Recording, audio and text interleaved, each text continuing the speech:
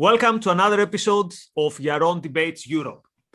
When you hear about environmentalism, you probably think about people who are anti-capitalist, people who are on the left, and people who are against the idea of market or even the idea sometimes of an industrial civilization.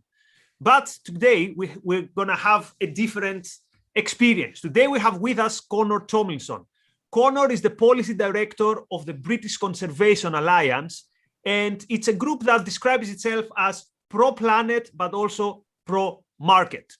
So it's going to be an interesting discussion to see if there can be a bridging of the protection of the environment or of the ideology of environmentalism and of a pro-human, pro-market approach. And on the other side, of course, there is Yaron Brook, the chairman of the board of the Environment Institute, and also he is the producer and not the producer. What's wrong? Host. The host of the Yaron Brook. So you already know the format. 10 minutes, we start with our guest, 10 minutes with Connor, then Yaron replies, then there's going to be some inter-panel discussion, and then we're going to go to your questions. So make sure you send your super chat questions for either Connor or for Yaron or something that you found interesting in the debate, and we're going to get to them. Before we start, a big thank you to the Environment Institute for supporting and sponsoring these discussions. Make sure you follow the Environment Center UK and ARI Global on social media for short subtitle clips with highlights. And most of all, thank you very much for joining us for one more week. Without further delay, Connor, the floor is yours. Fantastic, Nikos. Thank you for making the minor errors of introducing Yaron, because now any cock-up I make in my introductory remarks will look perfectly human by comparison. Those hoping for a more contentious debate this evening, Yaron and I go at each other's throats, may be surprised, because I'm probably the closest to an objectivist that British Conservation Alliance has on staff. Years of reading Ditko's Question and Watchmen have pushed me just slightly to the right of Rorschach. So I think there's going to be a bit of concordance between Yaron and I in worldview in terms of ethics and market ethos. The thing I expect a little bit of divergence, however, based on Yaron's past appearances and his debate with Darren Grimes was also very enlightening on this topic, is how viable the melding of market principles and the goals of environmentalism nowadays, particularly the 2050 targets, actually are. The primary issue with things like net zero commitments are the monopolistic partnership between the states and the energy corporations for decades have made it so that people don't believe that the market can solve these issues. Also, the targets being a cap on the market and essentially, how would I describe it? An artificial deadline that doesn't quite fit with the natural rate of innovation or doesn't take into consideration resource limitations, etc. That's a massive problem. But a lot of the narrative has shifted away from what individuals and innovators can do and more towards the state must be responsible for everything. The nebulous society causes pollution and this society is on the hook for fixing it. A lot of people don't realize that that society means people that make the edicts and that dip their fingers into your pocketbook to pay for these things, and often they're not on the hook for all of the disastrous implications that their totalizing policies have. It's normally the people that are forced to pay for them that have all the issues lumped on their shoulders. It's also the height of human hubris, I think, to, as the modern environmentalist narrative that isn't the market environmentalist narrative do, say that humans are the cause of some sort of apocalyptic pending climate crisis. Climate crisis is a very loaded term. It essentially conjures up the ideas of the sort of 2012 movie tidal waves crashing through New York and whatever. I don't think we're going to be in a day the Earth still scenario, and unlike what AOC frequently says, neither does the IPCC reports. It does project, at worst case scenario, something that Michael Schellenberg has written about quite cogently, a loss of life due to natural disasters in undeveloped areas and some property damage in built up areas.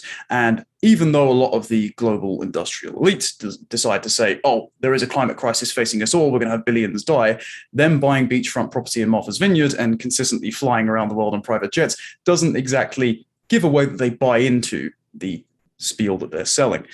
Instead, however, it is very much in our self-interest to in the third world to conserve the lives of their populace. And also in the first world, if we're going to have property damage, it's very much in the interest of the businesses and individuals to mitigate that, to take steps which make for a cleaner, not only a cleaner environment to curb any potential impacts of climate change, but also it's in the self-interest to a lot of things like pollution and whatnot, because that's going to have indirect health impacts, and also a sustainable environment does make a sustainable market. The worst thing you can do to your own customer base is poison them with air, etc. You're not going to get a lot of people on your side if you're slowly degrading the planet for your products. I'm just going to find where I am. There we go. Yes. Essentially, you can have it the ethos of preserving the planet prolongs your profits long into the future. Now, having a system like that, which rewards competition, which rewards innovation in the environmental sector, means you have to devolve a lot of the powers of subsidies and also a lot of the monopolistic partnerships from the state. And only then, when repealing things also in the legal system, I know international trade agreements like the Trans-Pacific Partnership that really gets my goat, the ISDS provisions that are going to obligate us buying oil long into the future, for example, those are going to screw over a lot of the transition to renewable energies, but also those sort of things in the other sectors screw over a lot of up-and-coming companies that might make more sustainable business decisions compared to those that benefit from state subsidies. So reverting the legal system to a common law universality away from this sort of utilitarian, utopianist policy-making strategy would be a great step, not only for environmentalism, but once those are proven as working models for implementing new technologies and recovering from the dreadful effects of the lockdowns and all the inflation that's going to come from that, that can be used as a rolling model for other sectors. I know Yaron was very happy when Darren said in his prior debate that the Tories had essentially consolidated all of the various benefit systems under universal credit, not because the welfare state is a good thing, we're very much in agreement on that, but that because it's an incremental step to dismantling it wholesale. Essentially, you can take these market environmentalist ideas and rather than do direct subsidies, do indirect subsidies, air quotes, by doing tax incentives for sustainable infrastructure ventures. And that becomes a slow rolling method to reducing taxes wholesale because it proves this works in the market sector for environmentalism, so it will have carryover to other sectors. It also is going to require, and I understand a little bit of pessimism on this, and actually this is one of the main things I think that the present objectivist movement, especially the libertarian side of the aisle that we work with sometimes, they drop the ball on. They can't make the moral and cultural case for environmentalism or markets either.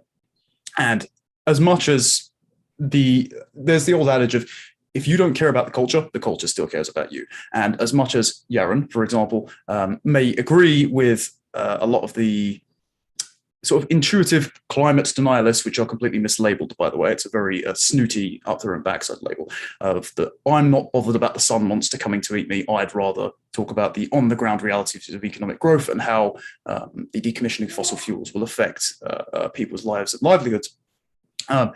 The overall narrative will seize some hearts and minds, and it will also seize the hearts and minds of those in the halls of power. And if you don't have a compelling counter-narrative to go at it, and instead you're just talking about, even though the Kuznets curve is a great indicator of how economic prosperity aligns very well with environmental awareness, if you're just talking about how numbers go up on a spreadsheet, people won't care.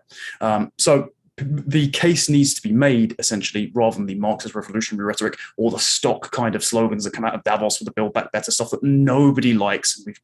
God forbid the Conservatives keep using that. There's got to be an investment narrative to tell people why they should be interested in making individual market environmental solutions. It starts with the government devolving power to make those solutions possible to innovators and industries, but it also means that the case should be made for individual people wanting to adopt these market environmentalist measures because it means more job security in principle, it's more personal and indirect measures and improvements to health, and also a reconnectivity to the spiritual and possibly transcendent, based on your religious inclinations, relationship with the natural world and sort of Waldo Emerson type thing. And those are very compelling arguments for why market environmentalist principles should work, and they're not necessarily tied to state activity, which I think Yaron will be rejoicing to hear that I would be banging that particular drum in this debate. Thank you very much, Connor. Yaron. Cool. Thanks, Connor. And as Connor mentioned before we went live, Connor helped organize a debate I did years ago at Kent University, which was I think a very successful event and a lot of fun. So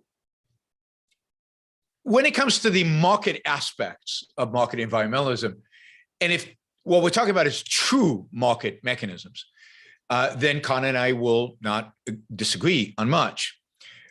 My concern is more with the environmentalism side of market environmentalism and with my skepticism with regard to whether these market mechanisms are true market mechanisms or just a more subtle way in which government coercion is applied to the marketplace. And that don't actually prove that markets work. They actually prove that nudging and government and government intervention is something that is workable. I think it's important to define what we're talking about. And environmentalism is a loaded concept. Environmentalism is, whether Connor likes it or not, defined in the culture by our worst enemies and not by Connor. I wish it was by Connor. But what does environmentalism mean in its common usage? I wish it meant clean air and clean water and just a better life and the ability to walk in the forest once in a while and schmooze with animals or whatever you do when you walk in the forest. I haven't done it in a long time, obviously, so I don't know.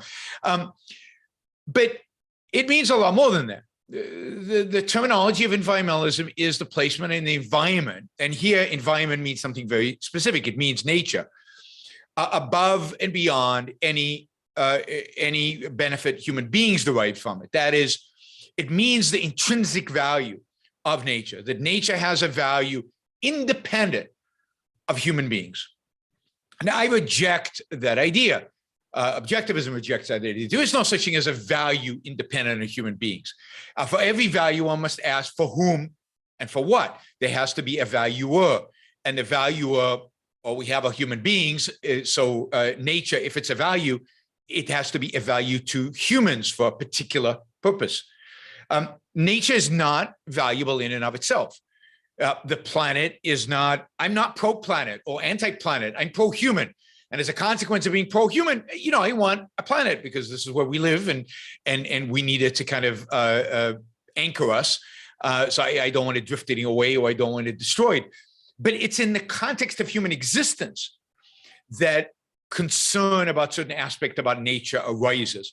And by using the term environmentalism, one buys into the notion of the intrinsic value of nature. And I think that is very dangerous. They used to call themselves ecologists. Now they call themselves environmentalists. And it's their term. They invented it. They came up with it. They've defined it. And our attempt to kind of change it a little bit, I think is futile. And I'd rather see us come up with some different view. I think we buy the whole idea of free market environmentalism, buys too much into the idea of environmentalism, gives them too much credit, gives them a moral sanction, elevates them to a status which they don't deserve, because most of them, not the common person who is an advocate of environmentalism, but the intellectual environmentalists are primarily man-hating. They primarily hate the human race, and they want to see human beings destroyed. They don't view human beings as part of nature. And they certainly don't take the perspective of nature is there to serve us, to serve our values, to serve our lives, which I think is why nature's there, not why nature's there in terms of why somebody put it there, it just exists there. But in terms of the human perspective on it, the planet is there to serve human needs. We mine it, we exploit it. The whole way in which human beings survive, the whole way in which human beings thrive is by changing nature to fit our means. We chop down trees to build homes. We knock down mountains to build highways or to build skyscrapers. We mine for steel or for gold or for whatever it is we need in order to make our lives better. We use sand to create silicone. Everything we do requires altering nature. We are the only species out there of all the species that doesn't adapt to nature, but adapts nature to our needs. Now, saying all that, I grant the fact that there are certain issues regarding how we do that that might, in the long term, affect us badly. Pollution is obvious, clean water, clean air kind of issues. I would argue that the answer to most of these issues, almost all of them, is not some free market environmentalism. The answer to most of these issues is property rights. If we adopt a consistent, uncompromising position on property rights, then most issues of pollution go away, right? We know from common law, 1,000 years old, you can't take your garbage and dump it in my backyard. If the rivers and lakes and ocean front and pretty much the fisheries or the fish out there, and you know, the air I breathe to some extent are mine if I have a property right over them. And I don't argue that I have it all worked out on how you do that, but that's where I'd like to see the energy placed on how do we do that? How do we create property rights out of all these things? Then it's easy. You can't destroy what is mine. You can't destroy my property right. If I can prove that what you are doing is creating harm to me, we have civil courts that for a long time have protected me from the harm that you are doing. Of course, nothing wrong with legislating that. Once we know objectively that what you're polluting is actually a threat to me, that is part of the role of government in protecting individual rights.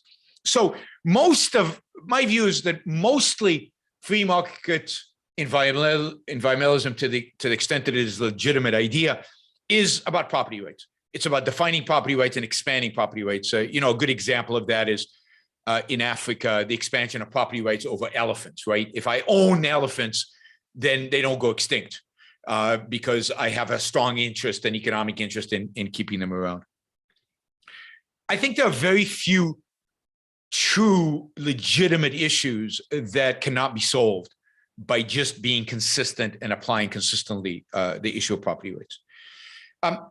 The whole issue of global warming, of course, creates a real challenge because global warming, if it is a problem, and if it is a problem of the scale that some people claim it is a phenomena of all of our activities. Every time you breathe out CO2.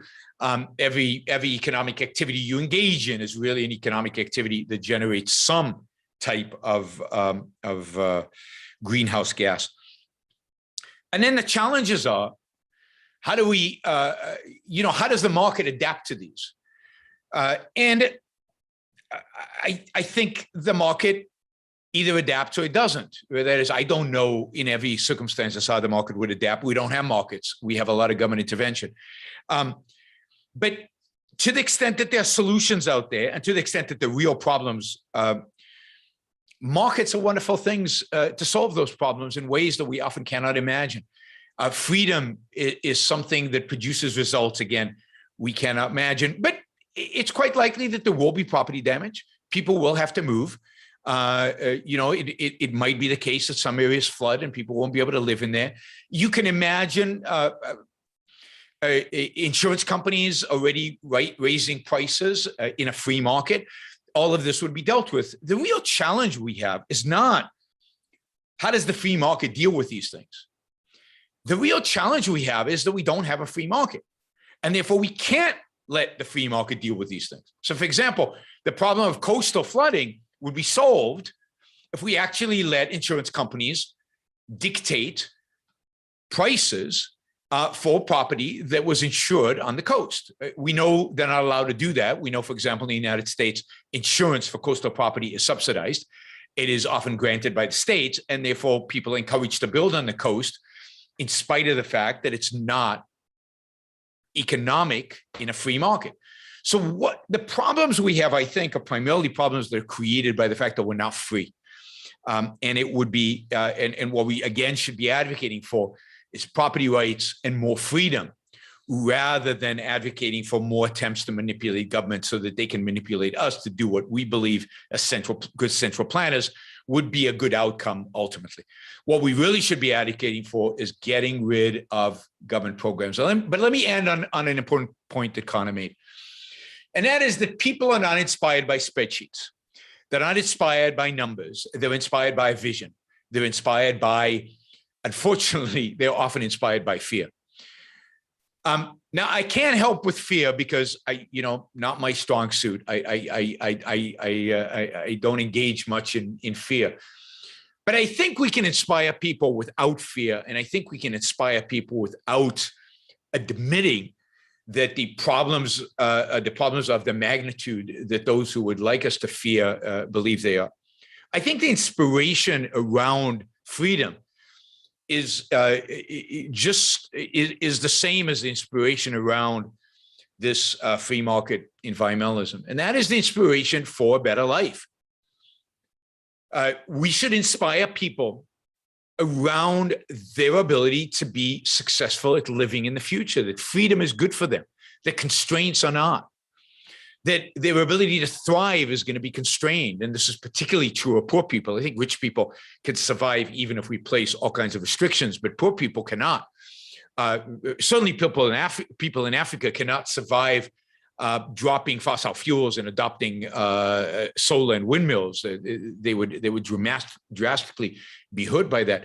What we need to inspire people around is how much better life could be on this planet if we just got rid of all the restrictions and all the restraints and all the limitations that government places on us. And if we just applied ourselves to making the world a better place for each one of us, using the win-win mechanism of markets and of trade.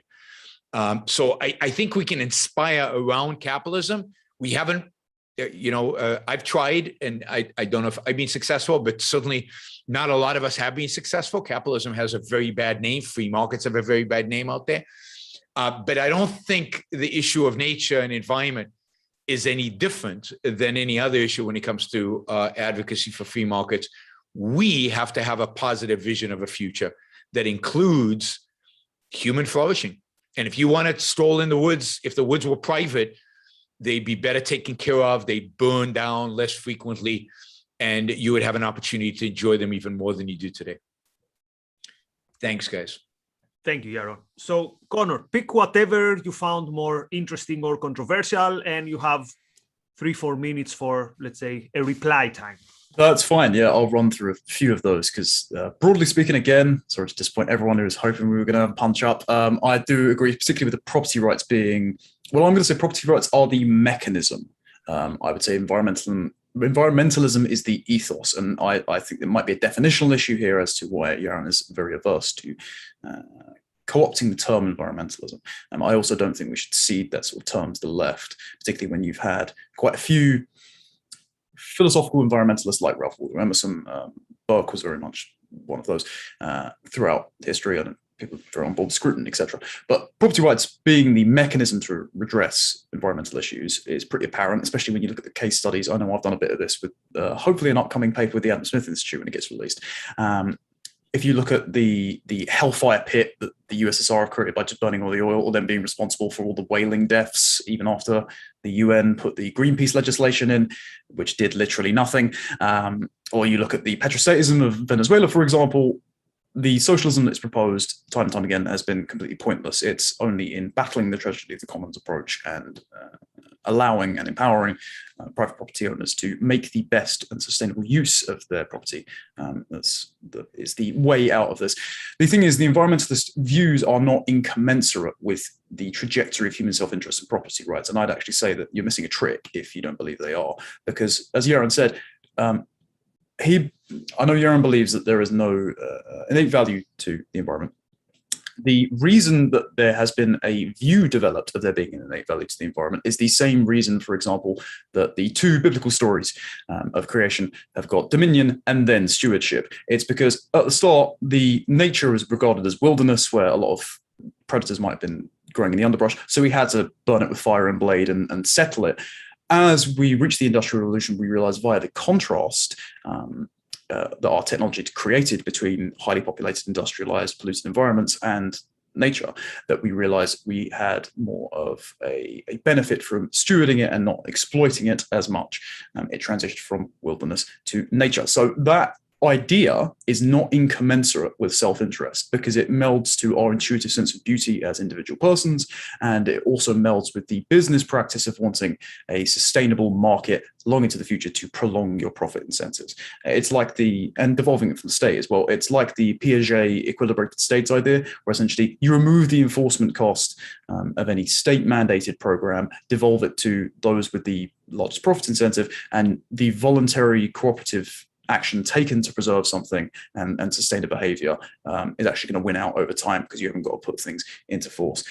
The only things I think I've picked up on, particularly with Yaron, that I would be a bit more averse to is, Yaron, you sounded quite blasé about the just move idea, especially with the insurance and whatnot. It's fantastic news that, for example, the natural disaster deaths have massively plummeted in the last century, especially when we've imported, I believe the Netherlands specifically has imported a lot of anti-flooding technologies to Bangladesh, and they've solved that problem. The issue is when that's, in the cases that would become unavoidable, centralizing more occupations in the sort of Judge Dredd style high rises in cities because coastal areas may become uninhabitable is going to be pretty undesirable. I understand that is not a market issue, that's a purely sentimental issue, but I'd like less, high-rise concrete prefabs.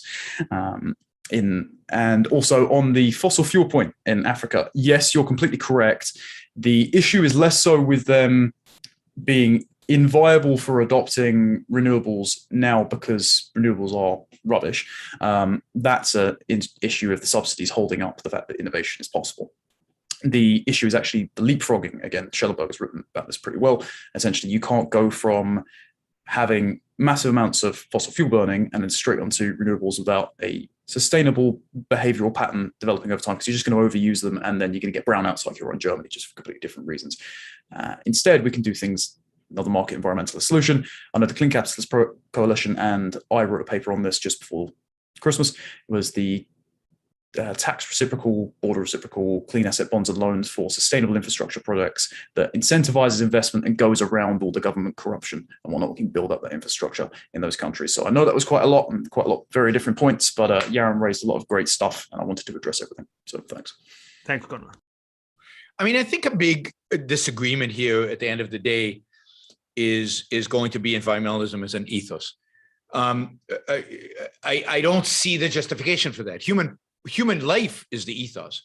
Human prosperity is the ethos. Human thriving and flourishing is the ethos. And clearly, property rights precede environmentalism. Property rights are a much more fundamental concept and a requirement of human survival. Having a clean environment is nice, but we can survive in the cave, which is a pretty dirty environment. We can survive in 19th century London, which is a pretty polluted place. And we can actually thrive in those places. So environmentalism, a clean environment, is a luxury of well-off, capitalist countries. One of my problems is that we try to impose it on poor countries and keep them poor that way.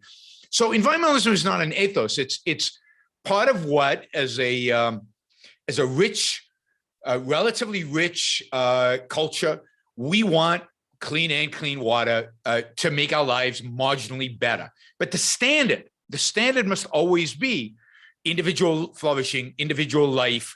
And to the extent that individual flourishing contradicts with so-called clean environment, then to hell with the clean environment. And you can see that, for example, in China, right? So China went through this phase of being unbelievably poor to now having a middle-class population. Going from unbelievably poor to middle class would require polluting a lot. It's just a requirement. You can't do it otherwise. You can't do it in a cost-effective way. So the Chinese basically made the decision, and I think the Chinese people agreed with this decision. We're going to just pollute for 40 years so that we can get rich. And then when we get rich, at that point, having clean air and clean water becomes a higher value than not being poor, and we'll clean it all up afterwards. But the standard, and I think they're right in that, the standard is human life. The standard is human flourishing, not so. And this is my problem: is when you buy into the ethos of environmentalism, you're placing the environment somehow outside of human life, or as a higher value. People talk about a value, something above and beyond yourself. Well, there is nothing beyond yourself, or at least there is nothing beyond human beings. So, I worry about placing the environment and in that category as ethos, and again, buying therefore into the kind of the playbook of the left. I'm not a big fan of Emerson. Emerson is a pure subjectivist. It's all about emotion. Reason has very little place in Emerson's world. He's very poetic, and obviously, the poetry often is very striking and very powerful. But as a philosopher or as an interpreter, yes, he places a lot of this emotional emphasis on nature. And he forgets that sometimes you have to destroy nature in order to create for human beings, in order to create wealth. Sometimes nature has to be destroyed, and it has been, right? Now, it turns out, again, when we're rich, we start planting forests again, right? Because we value strolls in the forest, but poor people don't value strolls in the forest. They much prefer chopping down the forest to build stuff so that they can get rich enough so they can value strolls in the forest, right? And this is the problem I see with Africa. The solution for Africa is to burn as much fossil fuel as possible. And if we could make nuclear cheap, then yeah, they should go for nuclear, and that would be great. And of course, one of the things that I think reveals the environmentalist movement as being anti-progress and anti-human being is the rejection of nuclear, which is the obvious solution if you care about climate change.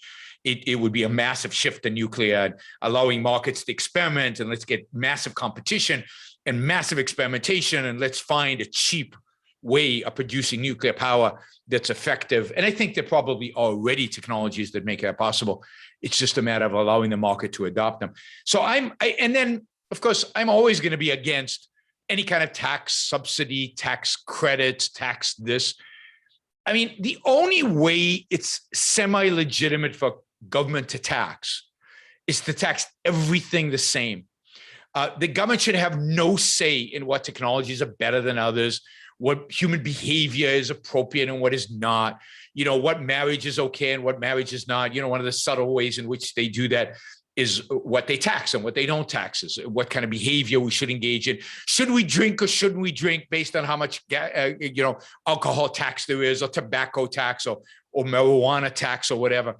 I would like to see the government get out of manipulating our behavior, including when it comes to these environmental issues, and let people make choices for themselves. And then you make it individual responsibility. If people really worry about climate change, then they can buy their electricity from the manufacturers who manufacture it at zero carbon, and avoid manufacturers who manufacture electricity if you had open competition, if you privatize utilities, if you privatize the energy market, you as a consumer would be able to make those choices and let the market dictate it. But what I don't want, and what I worry that free market environmentalism does, is it gives central planners a role in identifying environmental goals and then manipulating, using, quote, free market techniques, manipulating behavior in order to get to the goals the central planners set. No, let people set the goals.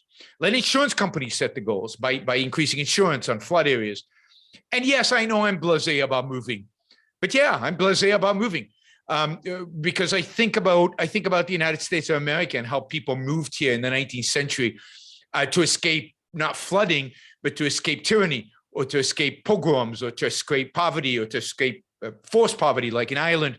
And yeah, they got up and they got on ships that took weeks to get to a place they'd never seen. They didn't really know anything about. Moving today is so much easier. It's so not a big deal in the big picture things. And America is so big that we wouldn't have to have concrete jungles. There's plenty of land all over this country that nobody's inhabited yet. And I always like to say, if global warming actually happens, Canada and Scotland, for the first time, will become habitable, and people can move into places that right now are under sheets of ice. So I'm just not convinced about the panic about flooding and so on. I understand if you own a home on the coast, but then maybe you should consider selling it before the flooding happens and moving inland a little bit. Nature is going to do its thing. We can build dikes, we can build protection, but we're not going to build it everywhere. And where we can't, some people will have to move. Okay, so let's go to some questions. People can send their super chats. And so you mentioned, Connor, you mentioned the issue of the whales and the Greenpeace campaign on the whales in the 80s, in my opinion, is the most successful, perhaps, campaign in the history of social movements. So it portrayed Greenpeace as this heroic thing, the whales as weak, which was a reversal of the image we always had about the whales. But so Yaron mentioned the protection of elephants, and the idea would be privatize the land so you make sure that you protect the endangered species. How would this look like, though? In the no. You got it upside down. I don't advocate for privatizing land because I care about. I mean, if you privatize the land, it turns out that the byproduct of that is that you protect some endangered species, not all of them, the ones that have human value. For example, I always say, if you like spotted owls, buy some and build and create a forest and put them. But if they fly into my land, I'm going to shoot them because I don't value spotted owls. And the reason I don't value spotted owls is that it turns out they don't taste good. Birds that taste good, there are plenty of those. It's the birds that don't taste good that are problems. So I don't want to reverse the causality. The primary value here is property rights. And then it turns out that for some species, not all, some species property rights protect, some they won't. Okay. So question to Connor. So would you be in favor of privatizing, for example, parts of the Amazon or even parts of the ocean for that part, if it's feasible to protect endangered species? And question to Yaron, would you expand the idea of property rights to things like rivers or the oceans? Connor. Yaron's question is actually also very interesting because I'll piggyback slightly off that because I spoke to Francesca of Save the Oceans, I believe there's the NGO.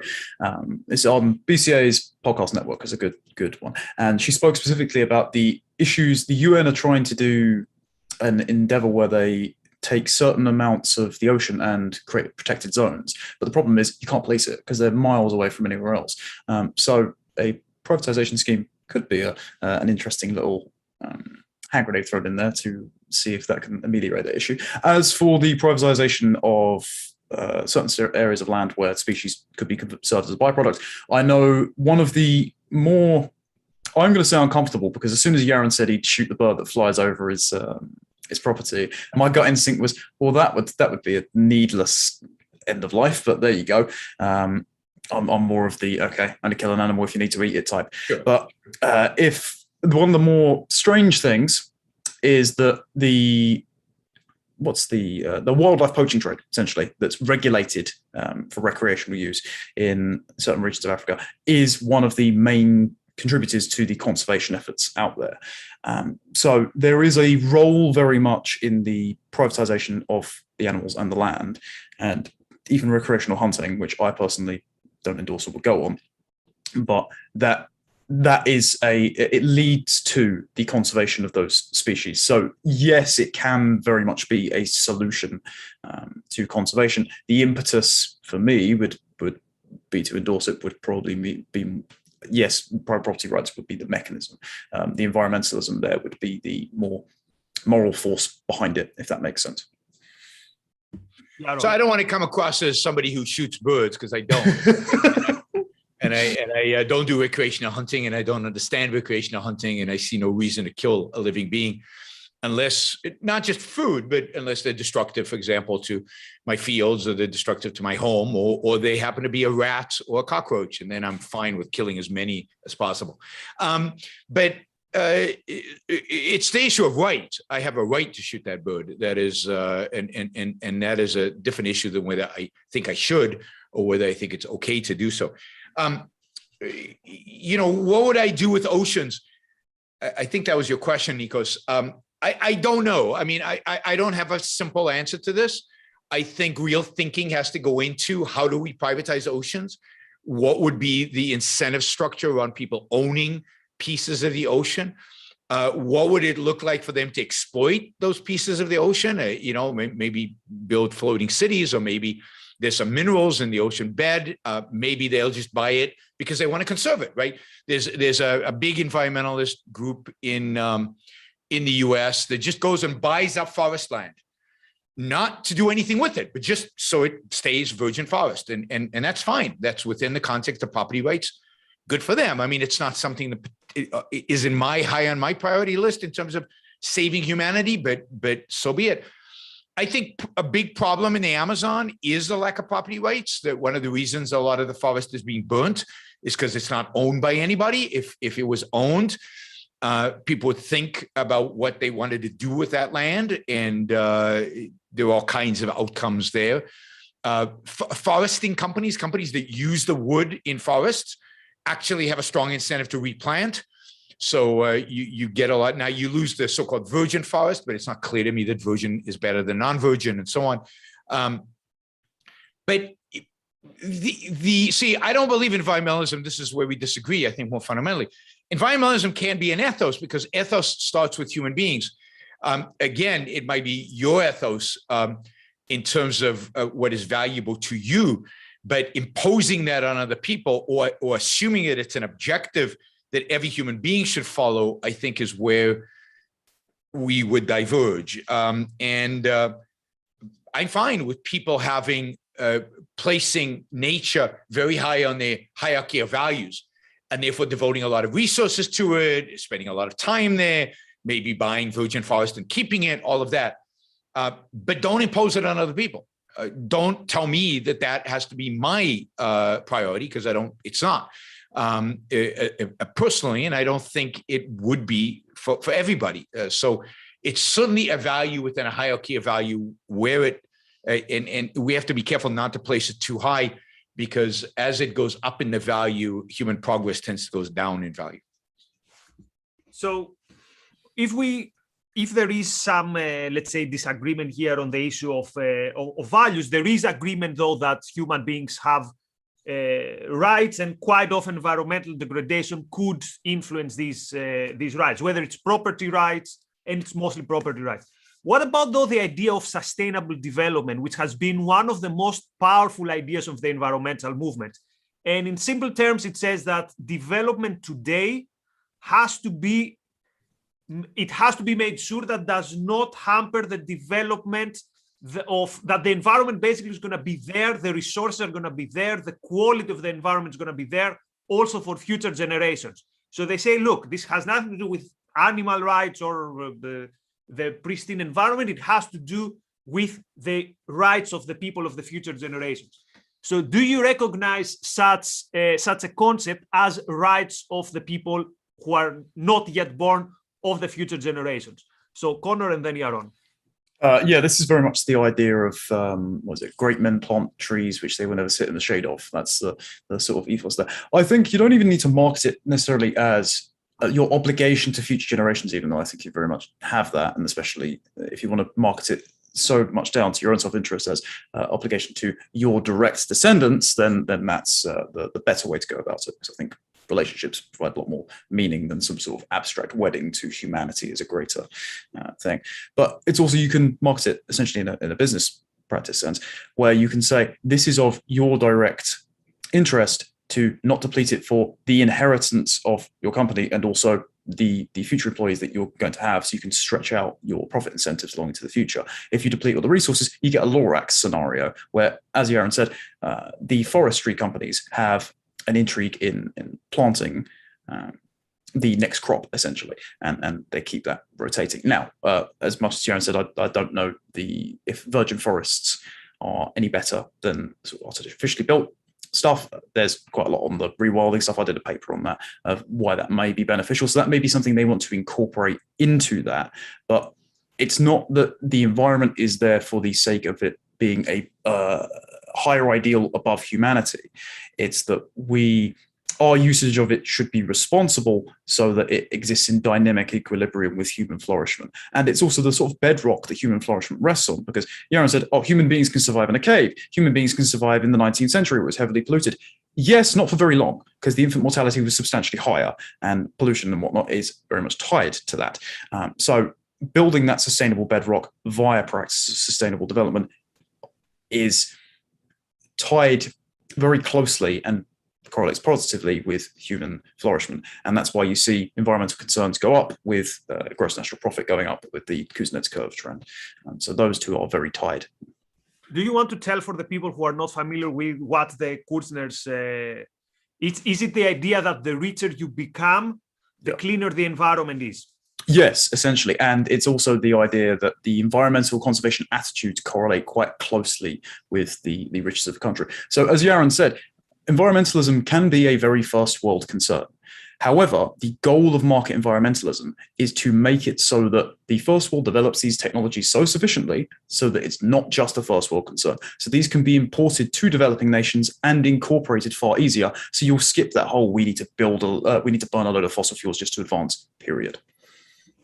Yaron, sustainable development, and do we have obligation to the future generations? Yeah, I mean, future generations don't have rights. That's a perversion of the concept of rights. They can't have rights to anything. They're not born. They're not existents. They're not entities. Only entities can have rights. It's one of my arguments about abortion, but to raise another controversial issue. But so it's not an issue of rights. And I think how much we should be concerned about future generations, very little. And primarily because they're going to be richer than us. They're going to be more successful than us if we can preserve freedom. And they'll come to solutions that we can't even imagine. Imagine if in the mid-19th century, we see all the coal burning in London and all the pollution and all the horrors of disease that this is causing. And it really did cause, black lungs and all this stuff. And we said, you know what, in the name of future generations, we're going to just stop using coal. We're going to stop it. We're going to stop the Industrial Revolution right now because we're worried about future generations. Would future generations have thanked you or not? They would have cursed the day you were born, right? So no, you don't, when this kind of, when progress is happening, when we're moving forward and progress relies in this case on some pollution, then you just got to allow it to play out and future generations will deal with it. How did future generations deal with it in the case of coal? They cleaned it up. They found technology that was super cheap or relatively cheap to clean up the coal.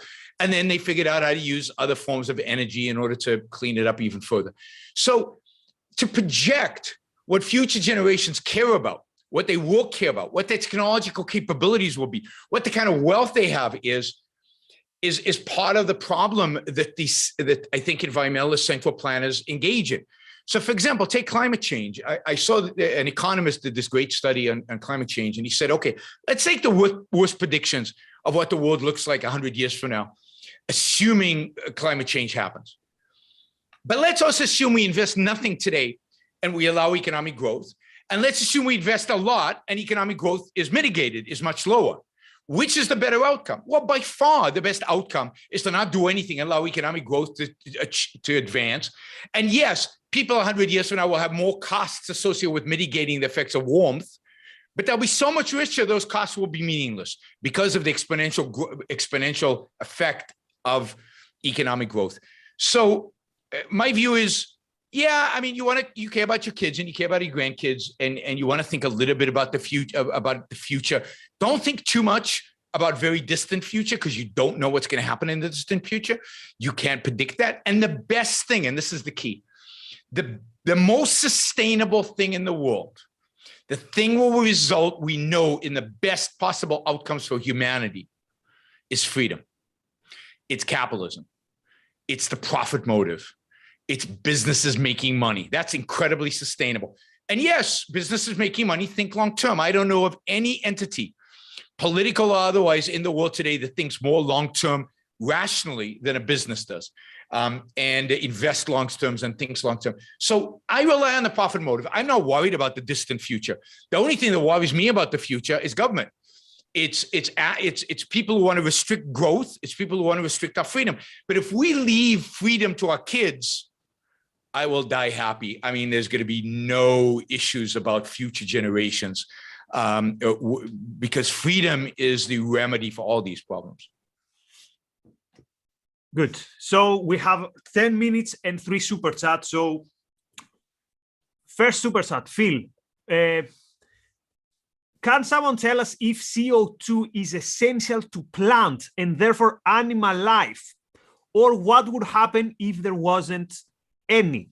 So I think this relates to the idea that CO2 is only bad for the environment, but I'm not sure that anyone in the panel would question this. But let's hear Connor. Well, there is a little bit on this. So one of the main fields of research that people have been saying about CO2 emissions is that an increase in CO2 emissions is actually really beneficial for crop yields, for example, or increase in forestry.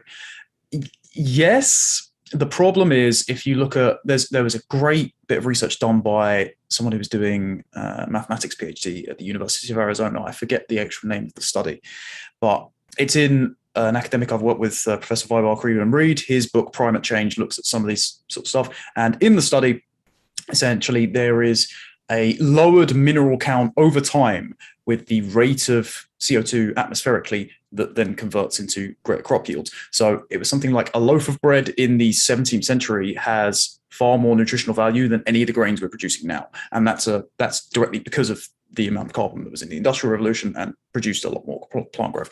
So yes, it's of course vital to the ecosystem life cycle. The issue you have is you're devaluing the nutrient content of the soil and the amount of nutrients that you're going to get per crop yield that we're going to have. GMO crops may solve some of this issue, but we currently don't have great vertical farming technology and whatnot. So one of our safest bets is to, in order to improve the crop yield, take direct action on mitigating the effect of CO2 on agriculture. Okay. Next question by Phil. This was asked early, so I think it was answered, but what economic system would best protect the environment for our benefit? So I assume Connor's answer would be capitalism, but I'm curious, Yaron, would you say that capitalism is the best system to protect the environment, or capitalism is the system that protects our rights, therefore everything else is kind of derivative from there? Well, the way I look at the environment, right? So environment to me is not a thing. I ask, whose environment?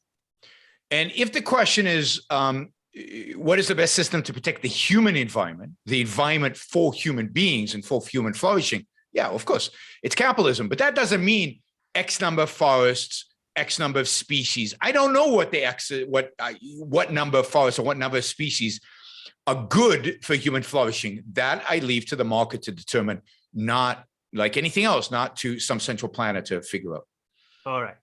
Thank you very much, Boris, and thank you, Enric, for the super chats and the kind words. So, question by Thessi. Do you guys see a difference between animal rights and environment's quotes rights? Sounds like you see nature all as one thing. Personally, I don't. So here we have the issue of animal rights raised. So what's your take, Connor, and then Yaron? I'm going to upset some people on my side of the aisle, definitely, as well, because it's going to be a very much more sentimental thing.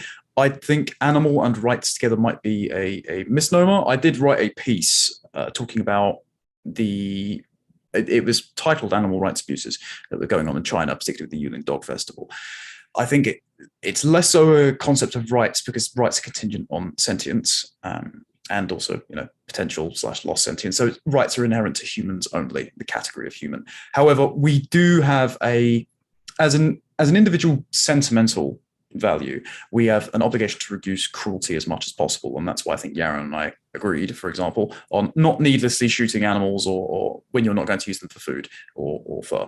And I think to say that the animal rights issue is bound up in the environmental issue, yes, because I don't think you can deviate it based on a category. You can't categorize animals as sentient as humans. Therefore, you can address the environment in the totality. And because they exist in an ecosystem, unlike humans who can essentially move themselves outside the ecosystem and sustain in self-created ecosystems.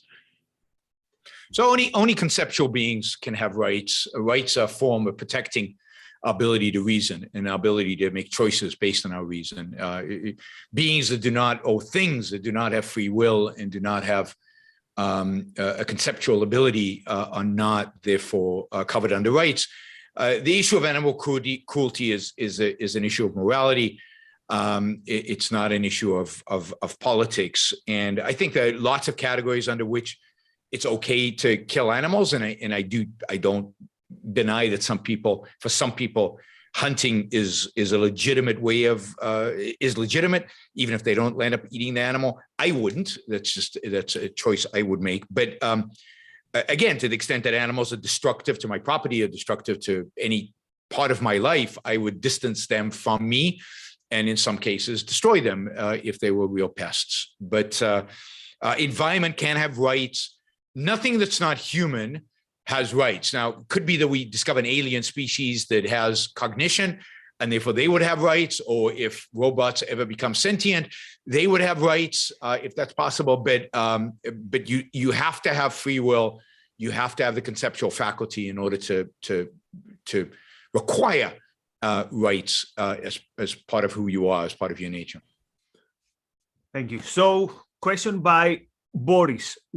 Thank you for your question, Boris. What happens to nomadic animals? They need multiple spots of property spread across the globe to survive. So, Connor, how would you deal with that? It wouldn't be enough to privatize one part of the area, because that animal could move to another area and then it could be killed or mistreated there. I know this was actually one of the issues that I can't remember the NGO's name, but when I was doing research on the environmental impacts of American policies between Trump and Biden ahead of the elections, one of the NGOs was talking about how the border wall had unexpectedly obstructed migration patterns for big cats, of all things. It was quite a niche one, but an interesting study. So one of the things I suppose you could do is, that would be very, again, in a property rights framework, that would be very reliant on the moral sentiment regarded towards animals and their worth. One of the things I would encourage is, of course, the cultural enforcement of environmental values. You wouldn't want any ethics applied by the gun barrel of the state, but you would have to then have some form of agreement between the landowners with neighboring land to create provisions so that those animals' migration patterns who are nomadic wouldn't be impeded. And I think you can solve that through a self-associative framework. Well, I agree with that, or not. And some, I don't think the standard has to be no species ever goes extinct. I mean, that's not the standard in nature, and that can be the standard in a free society. There are going to be solutions to a lot of these issues, and there are not going to be some solutions, and some species will go extinct. Okay, so we're out of time. Thank you very much to our super chatters. We had good questions today. So, Connor, tell us where we can find you. So you said we discussed before the episode that you are doing also appearances in talk radio. Do you want to tell us a bit about this and where people can find more about sure, the Conservation no worries. Alliance? So I am the policy director for the British Conservation Alliance, as has been said before. You can check us out at bca.eco. I believe that all of our Twitter handles and whatnot are there. We also have an independent blog called The Peak, where I publish a fair amount of content. I'm also an associate contributor to Young Voices UK, and I appear pretty frequently on talk radio, do the media circuits around. I'm there 9 o'clock tonight, discussing essentially critical race theory and the statue toppling debacle with some hot takes on that. And I usually repost those clips and articles over on Twitter at MassAffected, if anyone's dumb enough to follow me. Good. You've been tagged in the tweets of Iron Center UK and of ARI Global, although ARI Global's had the wrong time, but we forgot that.